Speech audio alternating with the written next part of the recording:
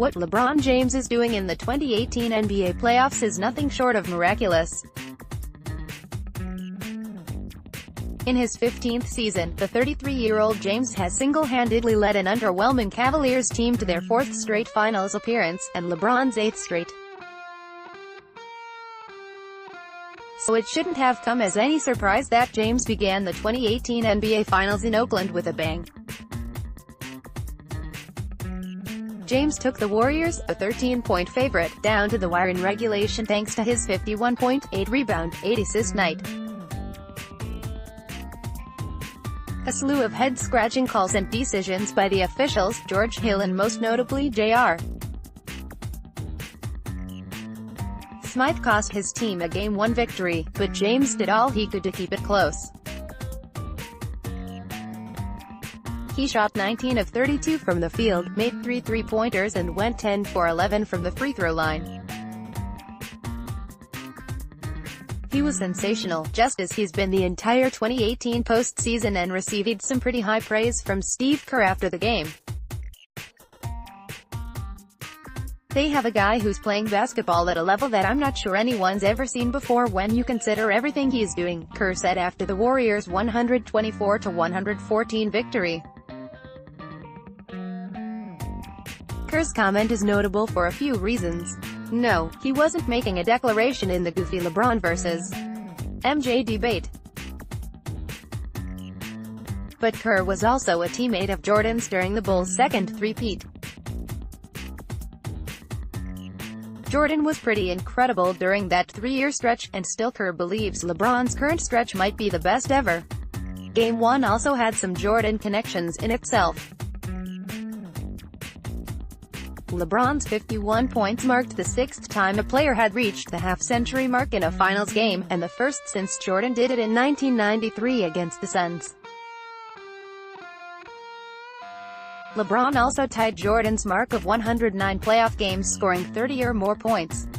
Odds are he'll break that record at some point in the series. Jordan's 51 points were also tied for the second most points in a playoff game loss. The most, of course, Jordan's 63 points against the 1986 Celtics, which is still perhaps the greatest playoff performance in NBA history. Whether LeBron can knock off the Warriors is a different question, but it's clear everyone is taking notice of one of the most incredible stretches in NBA history.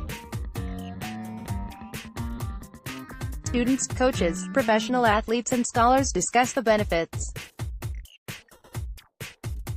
Former Bulls, NBA great,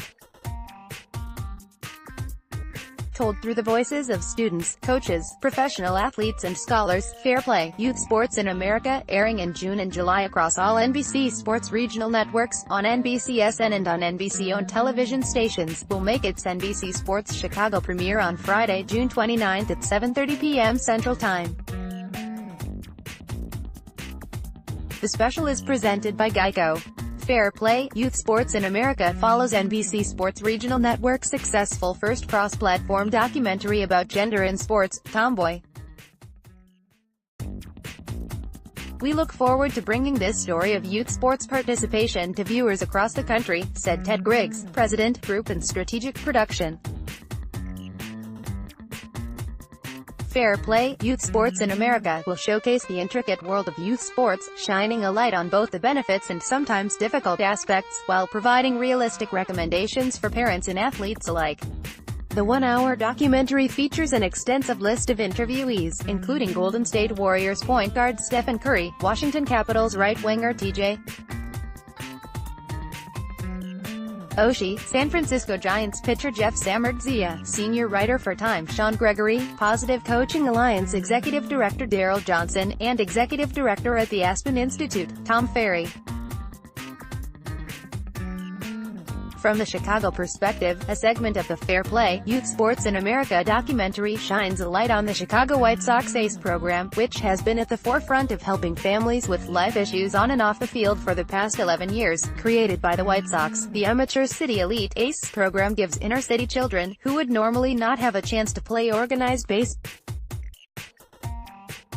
A trailer of the one-hour documentary is available here. In addition to the June 29 premiere, NBC Sports Chicago will also carry encore presentations of Fair Play, Youth Sports in America on the following dates, times: June 30th, 6 p.m. on NBC Sports Chicago, July 3rd, 8 p.m. on NBC Sports Chicago, July 4th, 7 a.m. on NBC Sports Chicago, July 10th, 7 p.m., July 12th, 1 p.m., and July 13th, 7:30 p.m. The initiative will once again have several elements that extend beyond the on-air documentary. NBC Sports regional networks have created a dedicated national website, nbcsports.com/fairplay, which features podcasts, including discussions with Eisenhower HS head football coach Travis Moore and former MLB Standpoint, current NBC Sports Chicago baseball analyst Doug Glanville, among others, articles, and interviews with youth sports organizers and participants to foster an engaging digital conversation in advance of the documentary's television debut. In partnership with Comcast NBC Universal, Boys United Way Worldwide is also announcing a United Way Healthy Lifestyle grant in the amount of $50,000 each to select clubs at their events, totaling $250,000. NBC Sports Chicago's Fair Play Day will take place on Tuesday, June 12 from 4:30 to 6:30 p.m. Central Time at the Peterson-McCormick Boys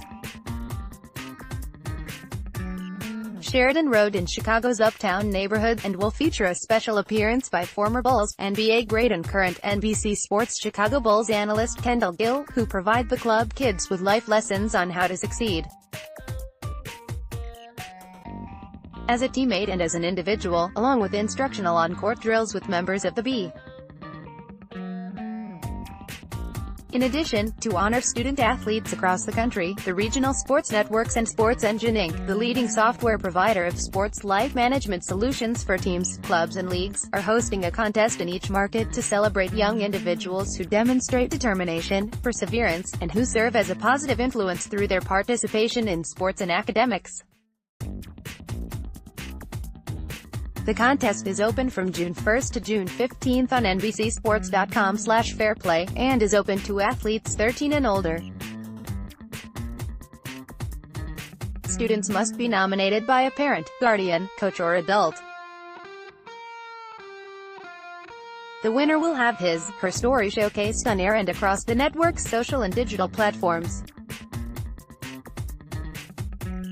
Viewers can find the latest news, content and interviews using the Golden State Warriors and Cleveland Cavaliers meet yet again for the Larry O'Brien Trophy, the fourth installation in what has become the most decorated rivalry in the NBA.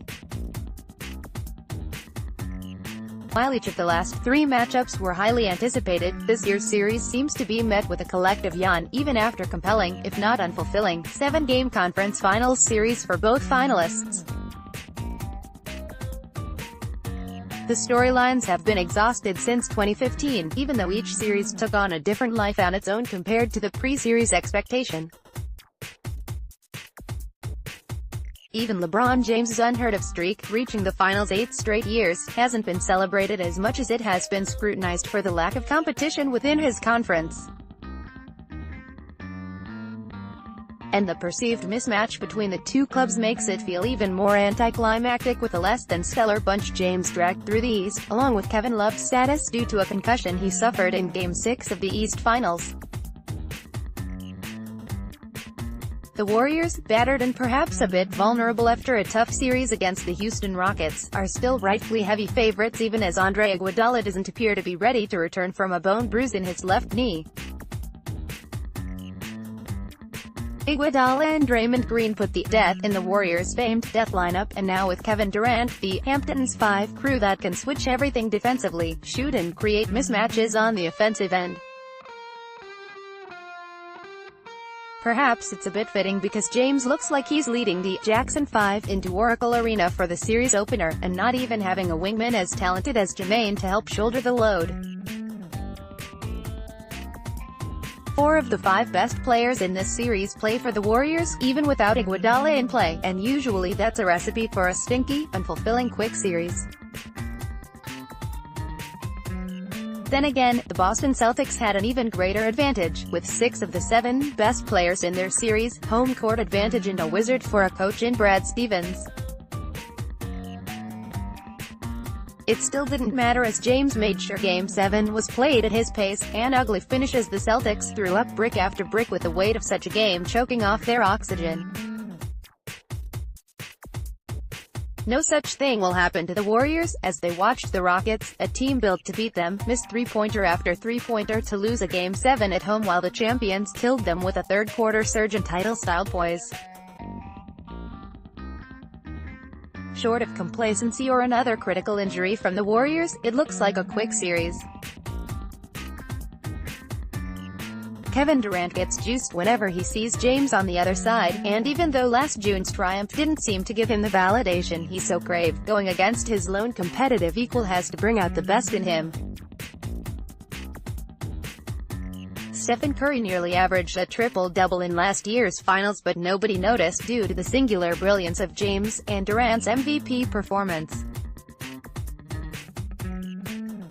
He was 1 rebound short of defeat in Game 7 on Memorial Day, and has the greatest talent disparity in his matchup against George Hill.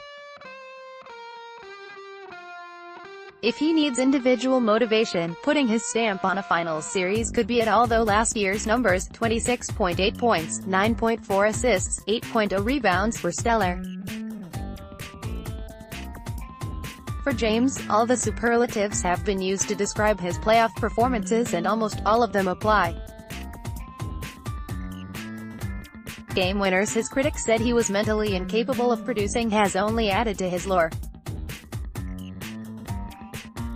There's one way the Warriors have enhanced James's current standing: their rocky road to the finals, battling lulls and bouts of boredom, illustrates the concentration James has exerted mostly every day for 9 months just to get to the finals. Warriors have been fixtures since 2015, changing rosters and adding a supernova and Durant that almost feels unfair in the way of competitive balance. James has owned the decade, being a contender in his presence alone, carrying all types of franchises into June. And while some of the myth-making and rewriting of history can be a bit extra, any series with James gives him and his team a chance, and they know there is zero margin for error. The Warriors, even though history will look at them as one of the best teams ever, have a tendency to play around with the game. Create openings with their laissez-faire approach, giving away a Game 4 against the Rockets that started the downhill spiral, nearly costing them that series. And let's not forget, a 3-1 lead blown to a James-led team is in their history, a stain only remedied by their acquisition of Durant weeks later. As undermanned as this Cavaliers team is, it is resilient. Coach Tyronn Lue battled the health scare that prompted a temporary leave of absence. The roster underwent a massive overhaul at mid-season and had been left for dead multiple times over the last 4 months. But here the Cavs are, here James is, standing at the precipice of history. They can make it ugly, they can make it interesting. They could make it look competitive, if they had Kyrie Irving. Don't. They won't. Warriors in 5 or 6.